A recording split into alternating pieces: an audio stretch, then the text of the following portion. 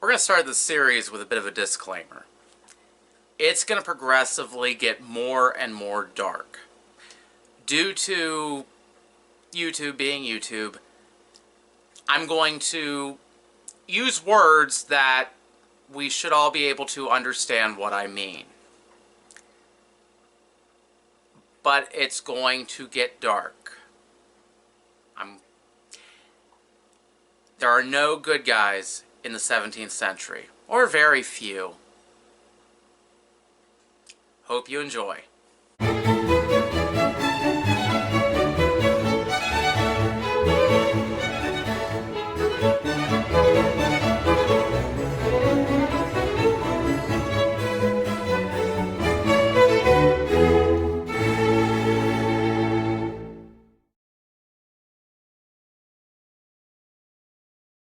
Most of the time when we discuss trade in the Indian Ocean, Africa, Asia, into the islands, we usually begin with Vasco da Gama in 1493.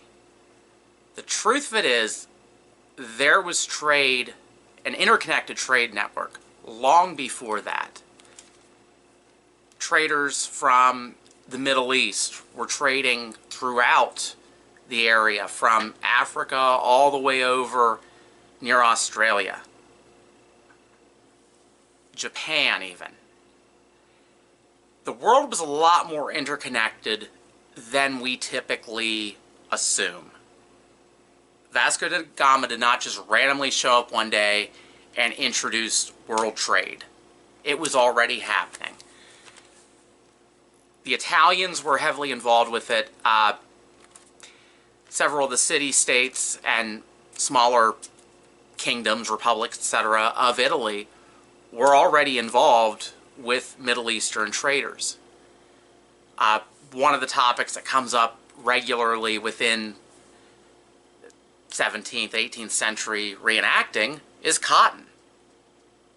The most common thing I hear is, Europeans didn't have cotton. Yes, they did. Yes, they did. Europeans were not only were growing their own cotton in mainland Europe, in Italy, as well as I think Spain, they were also already importing it long before such things as the Calico Acts, which quite a few folks in reenacting and even general history kind of forget that the Calico Acts had to be a thing for a reason. People weren't just, they didn't just start banning cotton for no reason. The story goes back a lot further than is honestly within the scope of this channel. There's a few characters in the story that I really do want to do some longer videos on and give them their own chance to speak. Among them is a sultan named Babula. Babula was a prince in modern-day Indonesia in Ternate. Babula's father was trying to diplomatically deal with the Portuguese traders who had recently moved into the area. They were semi-successful in integrating themselves. It becomes an issue later on that there were intermarriages, but folks like Babula were noticing very early on that they were getting the raw end of the deal. The Portuguese had set up a fortress, like they were trying to control the area. Well, Babula, about 1569, he starts getting involved with piracy. He's actually described as being a pirate. At this time he's just a prince, but he becomes a pirate. Around the same time, his father, he gets invited by the Portuguese to this fortress. He thinks like he's going to try to talk his way out of any problems that there may be. from what I'm understanding, nobody really knows exactly what happened at the meeting, other than as the Sultan is leaving the fort, the cousin of the Portuguese agent he was meeting, who was left to guard the gate, stabbed him. It was an ambush. It was not, there was no altercation. It was done. Naturally, Babula gets word of this. He's not happy about it, and he declares jihad. Now, jihad in the English language is not typically our view of it versus what it can be, are two different things. Well, Babula in this case, he lays siege to the Portuguese fort. He brings in some of the sea lords. Sea lords at the time were operating from Japan all the way down near Australia. They were, at times they were Coast Guard in a way, at other times they were pirates. For anime fans, they really, you get One Piece vibes when you read it. Just putting it out there. He united them, he brought in a few of the local kings, and they joined forces and laid siege. The thing was, a lot of the Portuguese and some of the locals who were caught up in it, they were married. Well, not wanting to be cruel to the locals, he allowed people to come and go from the fort. The fort was cut off effectively from getting help, but he let people come and go within the local villages, and by 1575 the Portuguese, they surrendered, and he kept his word that he would let them leave without harm. In 1579, Francis Drake meets Sultan Babula. He describes a court where not only were there local Indonesians, but there were Turks, Italians, even a Spanish guy that was actually rescued from the Portuguese. And they were part of his court. They were advisors. See, going back to what I said at the beginning, Babula was not just some local person who had no knowledge of the outside world. No, he had advisors from the outside world. Drake describes them as being dressed in red robes. They were very official. They wore Turkish-style turbans. But they were a multinational group, and those were his advisors. He described how his subjects treated him with the utmost respect. They seem to have actually, like, from what I'm understanding, from what I've briefly read, and I really want to read more on him, I said at the very beginning of the video that there are very few good guys. He might be leaning more into one of them. Babula, in turn, is actually impressed by Drake. He learns about Queen Elizabeth, he learns about he learns about the battles with the Spanish, and they even traded. They traded linen, gold, and silver for cloves and nutmeg. Yes, cloves and nutmeg, those things that you can just walk into the grocery store today, were worth linen, gold, and silver. Babula was so impressed, he actually had a letter composed to Queen Elizabeth promising eternal friendship and sent his ring. Well, I will say Babula ends up, at various points, even though he's devout Muslim, he's very nice to non-Muslims in the area. He was trying to form an allegiance with one of the kings, and the king was not Muslim, and he ends up, like, well, I mean, I'd prefer if you converted, but if you don't, I mean, I'm okay with that too. And the guy eventually converted.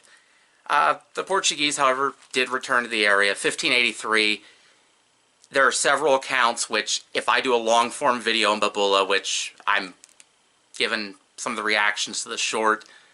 I feel I might have to. I mean, he needs his own video. A pirate prince turned sultan? Yeah. 1583, he was most likely murdered by the Portuguese.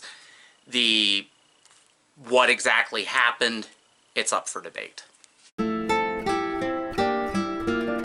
Sir Francis Drake returns to England. Keep in mind, this is during his great pirate round of South America, when comes the first Englishman in the Pacific. For the investors who invested in the expedition, he brought back 5,000% profits.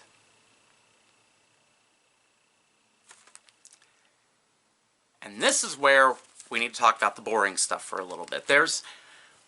Within historians, even economists, there's a bit of a debate over mercantilism versus capitalism. For most people alive at that moment, and for that matter, most people alive at this moment, they're very similar things, to the point that I would be willing to argue you can't really separate them into two separate things.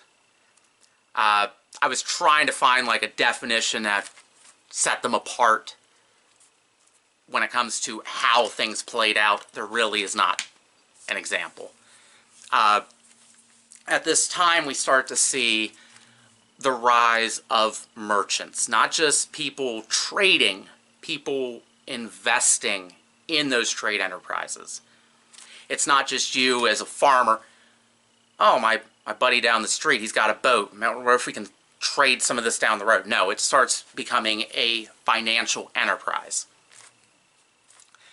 We start to see people who, several of the folks in here, which I'll be discussing, you start to see people rising up from maybe a tailor all the way up to being knighted.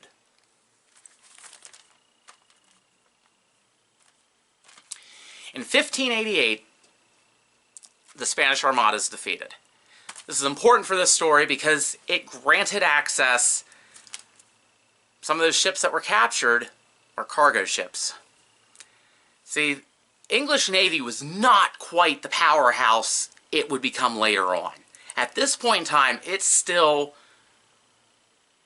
was semi-irrelevant. In 1591, Walter Raleigh is part of an expedition that captured the Madre de Deus near the Azores. This is important because among the items that were captured was a handbook containing information on how to get to China, trade in India, and even Japan. This effectively was the playbook on how to visit these places, who to talk to. It's one thing to know how to get there. It's another thing to know, okay, who's in charge? Who do I ask to speak to when I get there? This was the sort of book that this was. In 1592, the Levant Company is formed. It's a merger between the Venice and the Turkey Company. So, the Venice Company would have been trading with Venice. The Turkey Company, I love the name of that. It actually is referring to Turkey and not a Turkey. I would hope most of you would get that, but for those who don't, the Turkey Company, of course, would be trading with Turkey. It's actually from this company and from traders they would bring from Turkey that we start to actually see the spread of coffee within Europe. And I mean,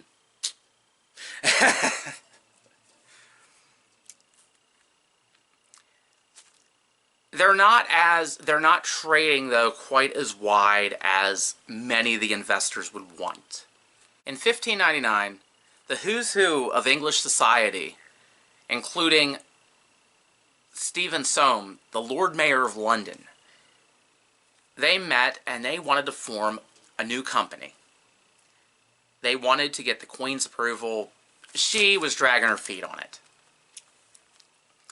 They had several tries. Finally, in December 31st, 1600, the Queen responded favorably.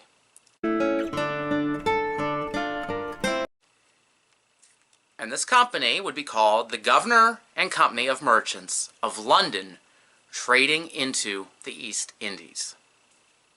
They were granted a 15-year monopoly.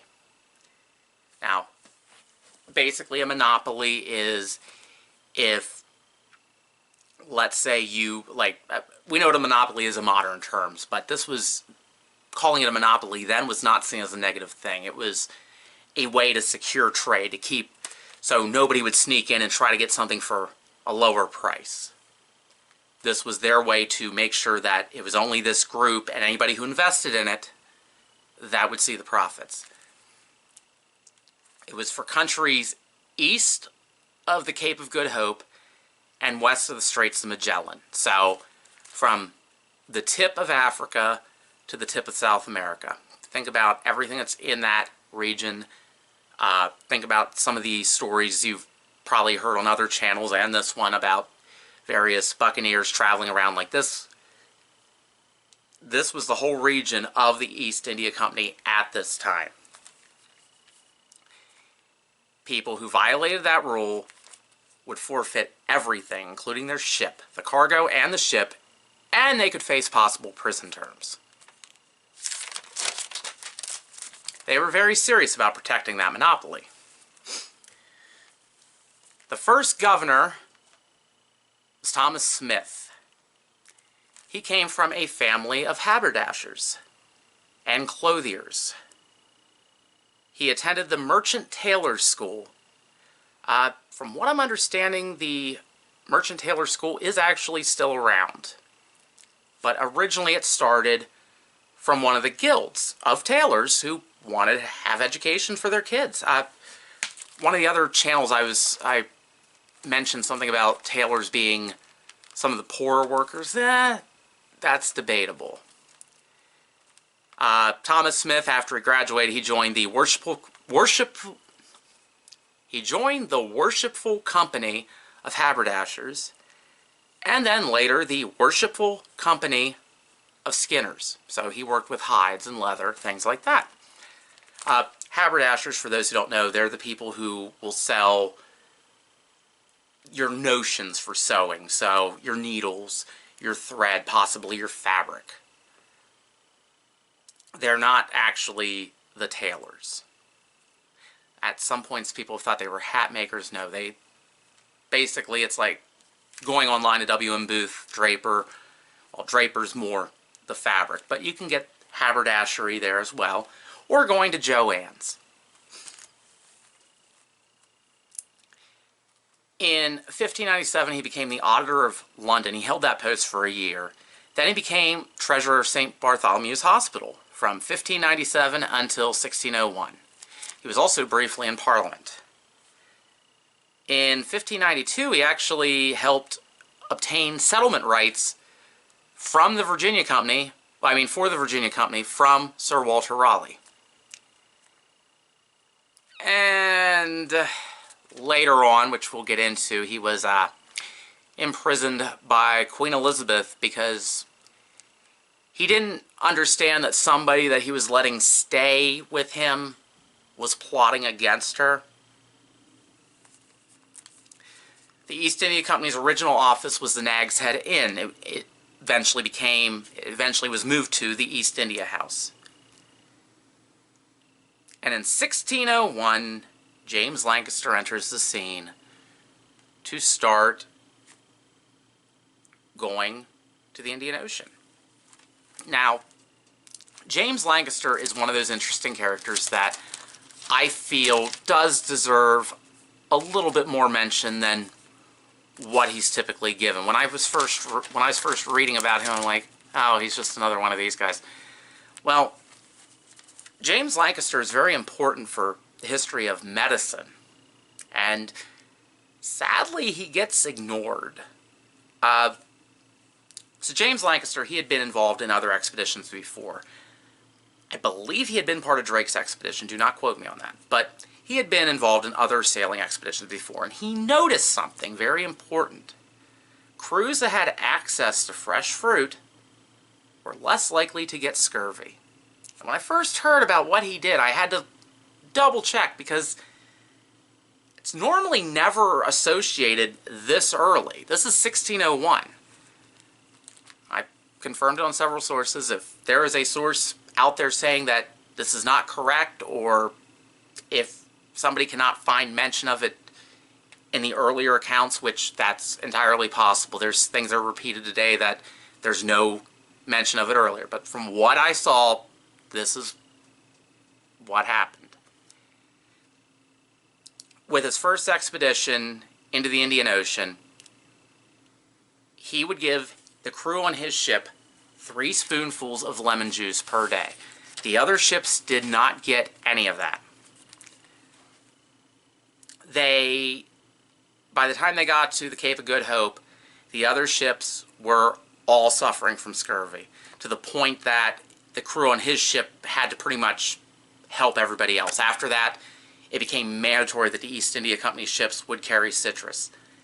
It's actually where we get some of the earliest references to taking spirits, citrus, water, and maybe some of the spices you've gotten on your voyage, combining them. Rum punch. And you wouldn't necessarily use rum depending on where you were. You might use, gin, for instance. So, little culinary note there. His expedition's successful. He sets up what's called a factory. Another word we need to discuss, because this word's going to come up later. Pretty much throughout this entire series, this word's going to come up. So a factory in this time period is not necessarily they're building something. The factory is where you visit the factor. The factor in this case basically being a sales agent. Not even basically, it is a sales agent. So if you had goods to trade with the East India Company, you'd bring them to the factor. Factor would basically appraise them and give you whatever value, usually in gold, but or silver, possibly other metals, possibly other commodities. And that's how business would be conducted. The factory would also have housing for crews, traders. Sometimes they'd have a military component, usually basically mercenaries. Security, sometimes they might recruit the locals to be security. And this would be your base of operations for the East India Company. Even the Dutch East Indies Company, the Portuguese, they'd all have a factory. It actually probably have several factories depending on location. So, finally get everybody somewhat healthy again, and they sail for Java. Well, they end up getting into a bit of a fight with the Portuguese, capture their ship and their cargo, and they set up their first factory in Java. He returned in 1603 to find the Queen dead. Smith had been freed from prison at this point, and both of them were knighted by the new monarch, James I. There was another voyage launched in 1604, and then several other afterward. The 5th voyage in 1608 was actually lost. Now, not only were they setting up trade networks, they were also engaging in, we could call it privateering, or we could call it piracy. It is very debatable at this point in time. There are periodic wars, of course, between Portugal, Spain, England, the Dutch. And there was also the whole, they did not want anybody else trading in their territory. So, the debate over what they should be called, I'll leave that up in the air. But it was very common at this time. Several expeditions talk about capturing perceived enemy ships. That brings us to 1608. Surat.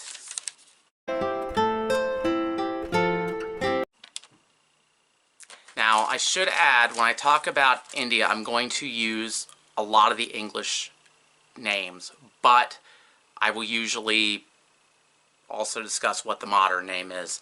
Surat, I actually have not found specifically what it is called today, so if anybody wants to correct me, feel free. 24th of August, 1608, William Hawkins, commander of the Hector, lands in Surat. The local Portuguese traders conspire with the local government, and they steal pretty much everything he had on him. He had brought various trade items.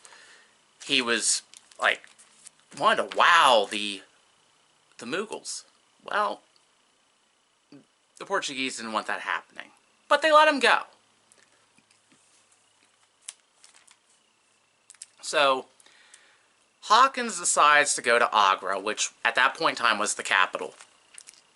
In April 1609, he arrives. And this is where we get to meet Nuruddin Muhammad Salim, known to the world today as Jahangir, which means conqueror of the world. Now, a little bit about him. He had his birth was, there were some issues with his birth, and his father actually vowed to stop hunting cheetahs on Friday. Just Friday. If his son would be able to survive, and he survived. He was a bit of a partier. From what I've read about him, he partied. There is some discussion that it might have actually been opioids that led to his demise.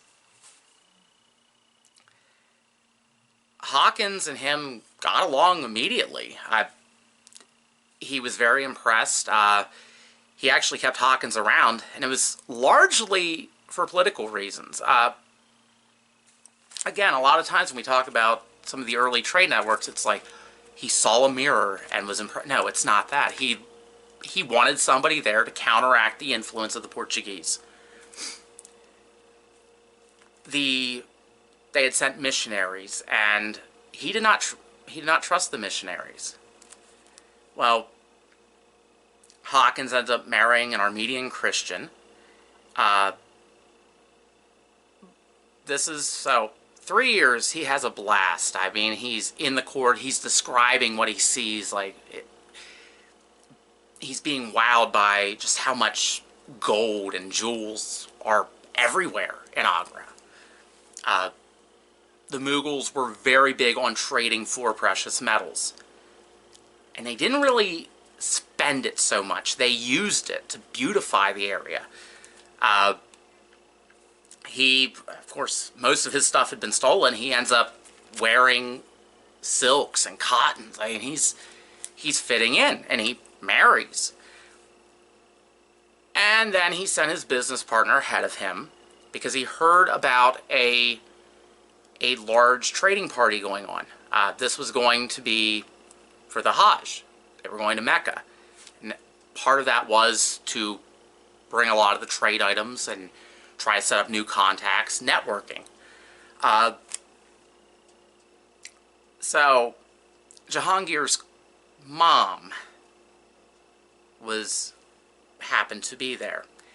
And she had her eye on a very large shipment of indigo. Indigo, of course, is used to make dye. People knew not to outbid the Queen Mother. Except Hawkins' business partner. Needless to say, word got back to Jahangir, and they parted ways very quickly. They managed to catch an East India ship, and they left in 1611. They left from Surat. Hawkins ends up dying on the way home in 1613. So Hawkins' wife, Miriam Khan, ends up marrying a captain after her husband dies. He ends up sailing back to India and left her there. Just ditched her. She ends up trying to apply for benefits from the East India Company for years after all this went down. She never got them. I mean, like I said earlier, modern capitalism and mercantilism, for normal people, they are very, very similar, if not the same. In 1615, James I sends Thomas Roe to Jahangir. Thomas Roe is, at this point in time, he'd already been traveling the world. He had been sent on diplomatic missions. He'd been sent on business missions. He was like one of the best people to send. They've already at this point figured out, like, maybe we don't want to outbid the mom of Jahangir.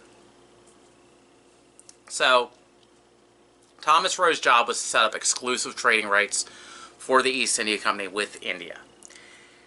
Roe and Jahangir apparently got along very well. They actually became drinking buddies.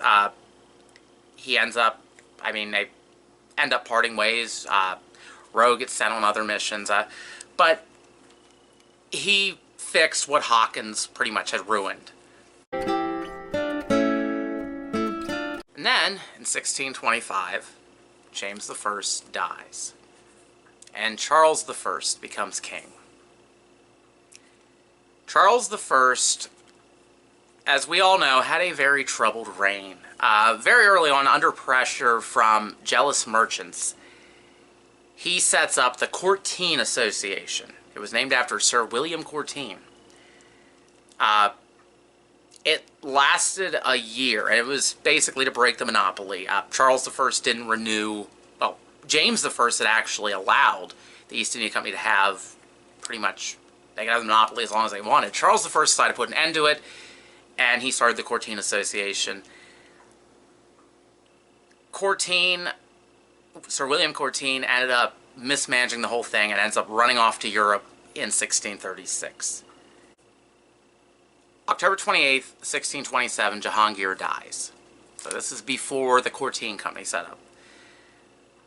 In his place came his son, Mirza Shahabuddin Beg Muhammad Khan Karan, also known to the world today as Shah Jahan, King of the World.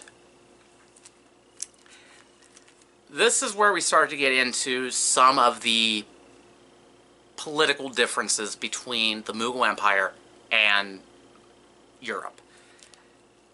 There was a tendency to have as many sons as possible, so you could assure that your dynasty would continue, but you did not actually have a proper you did not have succession as we think of it today. I mean, today, we just watched Succession with we watched the succession of, not today, but a few months ago, we watched the succession of the English throne. At this point in time in the Mughal Empire, there was usually a civil war. Shah Jahan put his half-brother under house arrest. He executed chief rivals, which included his cousins, I think an uncle. He imprisoned his stepmother. I mean, that sounds like a Disney movie to a point. In 1631, he went to war against the Portuguese. He accused the Jesuits of abducting people. The missionaries, allegedly, were abducting people. Eventually, he allows the Jesuits to practice privately. And then he let them go. I mean, they were still allowed to continue trading and things, but he didn't want people getting converted anymore. Shah Jahan is also very famous for building the Taj Mahal. So at this point in time, nothing really is happening between England and the Mughal Empire other than trade. The Courtine Associates, they still existed at this point in time. They weren't very powerful, but the monopoly was effectively broken. East India Company was still more powerful. Of course, England, though, is having their own issues. In 1649, Charles I was executed. Cromwell, as far as trade was going, apart from different things happening in the Americas, he was trying to keep some of the status quo in the Indian Ocean. In 1657, he actually restores the East India Company to a monopoly. He forced a merger with the Cortina Associates. So Cortina Associates, by that point, they're gone. In 1658, Shah Jahan becomes seriously ill. He does not die. This is where we're going to end the video for today, because next time we're going to talk about Muhi al-Din Muhammad,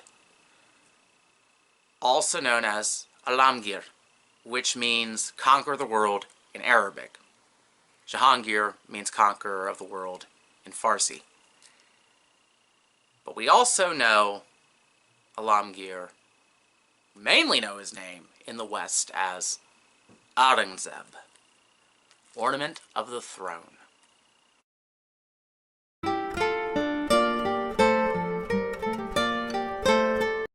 Hope you enjoyed today's video. If you did, like, subscribe, share. We're looking toward monetization soon. I really don't want to have to start breaking up videos with weird plugs that really don't fit the video. I mean, I'm thinking of a few, such as Invade, Dark Spot from the Sun, Myths. I don't want to have to do that sort of thing. We're probably going to look into Patreon possibly, but I like having a lot of this content freely available for everybody. So maybe t-shirts, cups. I mean, this one was custom made for me, sadly, so I don't think I can get these per se, but possibility. Also, if you go to the Crew That's Fancy on Facebook, we do periodically sell stuff. Some of our members are makers. We like to work with a lot of historic sites that could use donations every now and then. I'm a tailor, so if you want to get involved in this and you want stuff to look the part, feel free to hit us up.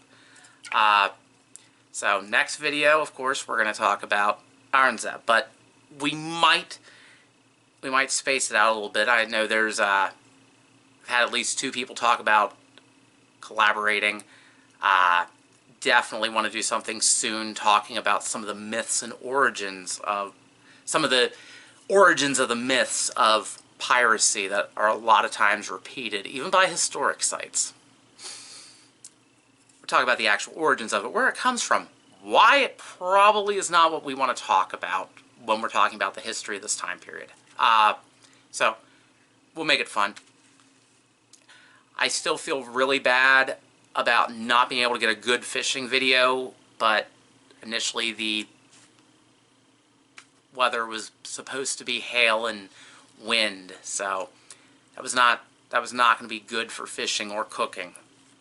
I owe it to the channel. I actually owe it to one of the historic sites that I work with. I owe it to everybody. We'll make sure that happens hopefully before the end of the summer. So, take care. Have an awesome day.